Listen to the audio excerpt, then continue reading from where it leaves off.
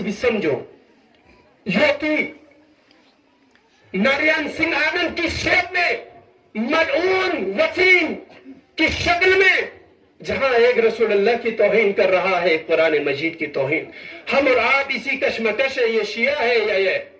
اے عزیزان ملت، جب تک تم خاموش رہو گے، خاموشی سب سے بڑا جرم ہے، سب سے بڑا، جسے زینب اولیاء نے کوفے کی ان چہروں سے نقاب اتار کے پھینکا جب کوفیاں یہ سمجھ رہا تھا کربلا میں ہم شامل نہیں تھا، اور کوفیاں جب زینب اولیاء کو اسیر کر کے کوفے کے بازار میں لایا، تماشا دیکھنے کے خاطر کوفے کے بازار میں جمع ہوا، زینب اولیاء کا یہ ہاتھ دیکھ کر کہ بے پردہ سر کو دیکھ کر کوفیاں رونے لگا، تب زینب اولیاء نے کہا ہے اے کوفیوں، یہ تمہاری آنکھوں سے بہنے والے آنسو یہ مگرمچھ کی آنسو ہے۔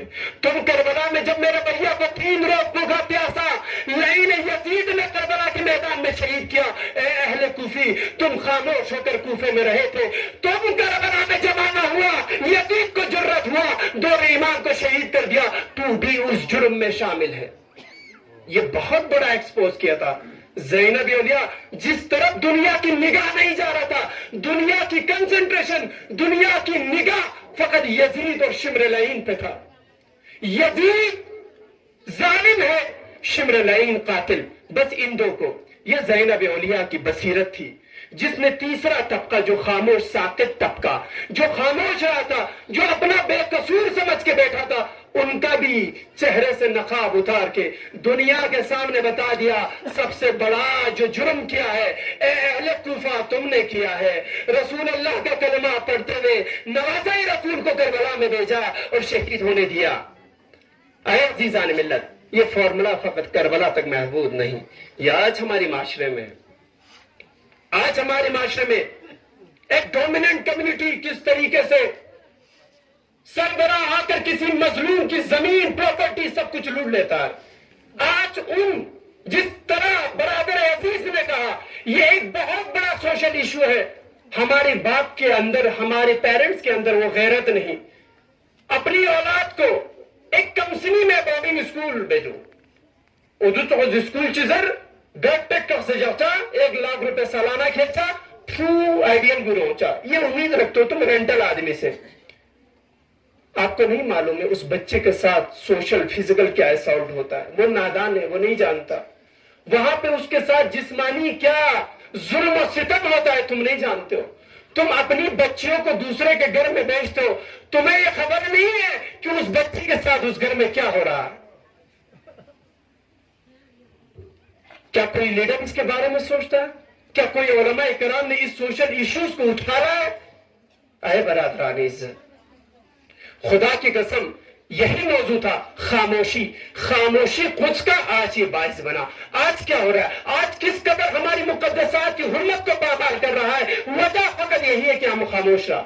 اے برادران عزت، اے میری ماں، میری عزت و آبرو، تمہارے ساتھ جب ظلم و ستم ہوتا ہے، اے میرے نوجوان کمسن، جب تم بورڈنگ اسکول میں جاتے ہو، تمہارے ساتھ کوئی غلط حرکت کرنے کی کوشش کرے، وہ پہلا دن تمہارے پاس موقع ہے۔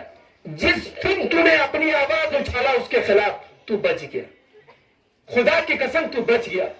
جس دن تو خاموش رہا اور اس کو وہ غلط حرکت اپنے ساتھ کرنے دیا، اس کے بعد تا عمر تا زندگی تجھے وہ ایکسپلوٹ کرے گا، تیرے ساتھ وہ غلط فائدہ اٹھاتا رہے گا، تو خاموش رہے گا۔ وجہ یہی تھا کہ تو پہلے دن خاموش رہا۔ یہی سبب آج اسلامی حکومت و اسلامی کنٹریز کے ساتھ ہو رہا ہے۔ بالآخر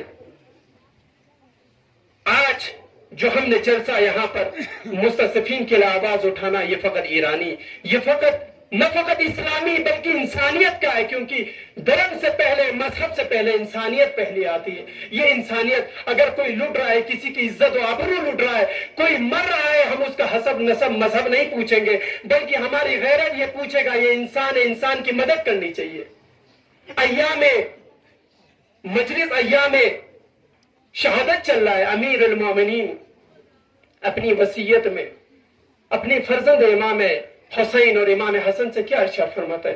خدا را یتیموں کو فراموش مت کرنا، یتیموں کی عزت کو پامال مت کرنا۔ پھر امام حسن مجتبیٰ کو امیر المومنین اپنی وصیت میں ارشاد فرماتے ہیں قال للظالم خصما وللمسلمین عونا.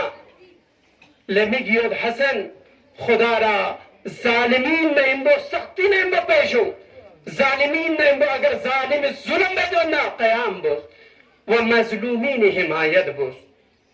تو یہ جو خمینی نے جس کا حکم دیا ہے یہ خمینی کا حکم نہیں، یہ ایرانی حکم نہیں، یہ کسی علماء کا حکم نہیں، یہ قرآن کا حکم ہے، یہ اہل بیت کا حکم ہے، یہ ہمارے ائمہ کا حکم ہے، یہ رسول اللہ کا حکم ہے.